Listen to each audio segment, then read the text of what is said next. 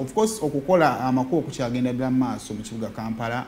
So kiri very important okubeera nga ate obeera updated okumanya wa olina okuyita, osobola okuyita wantu ng'oyambuka n'oyagala okukomawo okukkira n'osanga nga waggale. Kale kakati divorce era ne wano mu Mmengo amakubo galabyeko amaggale. Kasooka tuweka update ak'enjawulo ku makubo amaggale, then ate tukomewo tubeere nga tubwatula. Divorce, good morning.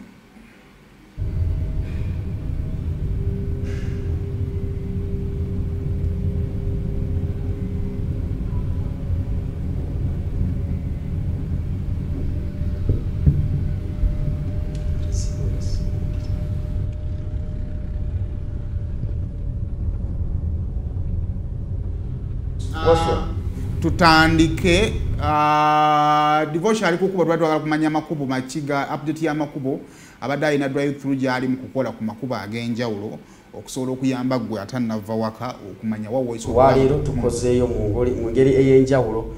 Lunaku lwa kubiri abayingira ekibuga Kampala nga mukozesa makubo ag'enjawulo, y'ensonga lwaki nsazeewo mbadde nzize kulambulwamu ku makubo agamu naddala abaviira ddala side z'Emmengo. Waggulu awo kuliraana Bulanga awo waliwo ekkubo erikusuula wali ku Namirembe Road, kukkirira n'ogenda n'abagenda side z'Ewabbakuli, waggulu awo emabega wa Bulanga awo wakyali wasibe one way, babadde bakozesa two ways nga okwambuka neweetoolola Bulange n'oddamu n'okkirira wansi ng'adda akatale k'Emmengo. Wadde wakyali wasibe amakubo agamu gabadde gaggaddwa. N'ebitundu ebya industrial area waliwo awaggale okulabika nti enteekateeka za construction zigenda bulungi mu maaso. Naye wano wendi wayolekera ekibuga Kampala ng'owa kamera bwakulaga, ayolekera ekibuga Kampala ng'ova side z'Emmengo okkirira ogenda mu kibuga Kampala, abagenda ku side za wano ku Saafi wansi, ogwe ku Queensway watambula bulungi mpola mpola. Okujjako wali side ze Katwe, abava side za Entebbe Road, Kibuye ng'okirira Katwe waliwo enteekateeka egenda mu maaso okulabika nti bakola oluguudo olwo gwayingira ekibuga Kampala. Ojja kusangamu akajamu akatonotono mpola mpola nga bwe nkutambuza mpola mpola. Wano wentuuse wano tuli okwetooloola olubiri. Tuvudde wali Emmengo ku Nantawetwa, abava side za Lubaga okuyingira ekibuga Kampala nawe watambula mpola mpola. Waliwo enteekateeka eri wansi awo batukoledde bulungi naddala wansi awo ng'ova side ze Lubaga okwambuka odde ku Nantawetwa n'okudda Emmengo. Wabadde waliwo kajamu ennaku ezo naye kati ennaku zino bagenze batereezaawo mpola mpola. Kati gwava side za Kibuye, Ndeeba okwetoolala lubiri ng'ogenda mu kibuga Kampala watambula bulungi nnyo gwe ayingira ekibuga Kampala.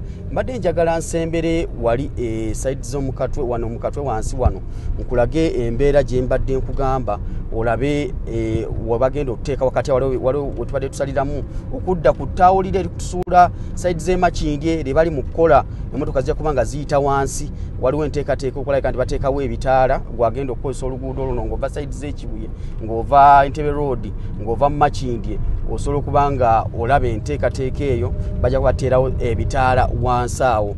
Era wenzikirira kati nkulagewo nawo olabe nti nabo bakozeewo mu nteekateeka ennungi abagenda okuba nga bava side za wano olaba awo.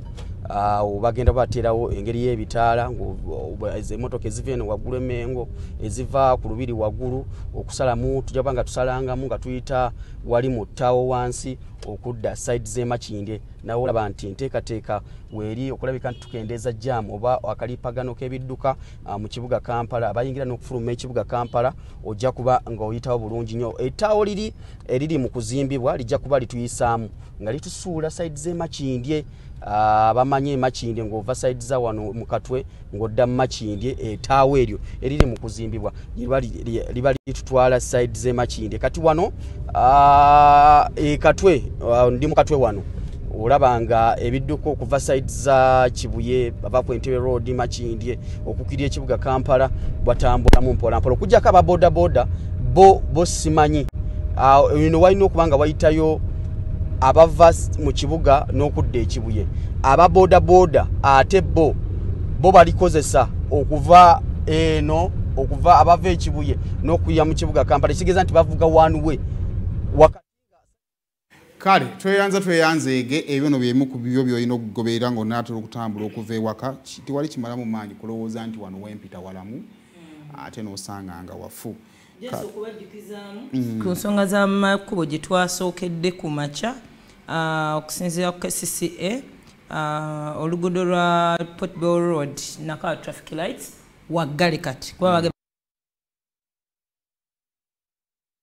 so bw'obanga oyina enteekateeka z'okozesa oluguudo osobola okozesa Jinja Road, Bishop Coupling Road, Bunyonyi Drive, Mbuya Road, Spear Road junction eyo, Spring Road and Chireka Road.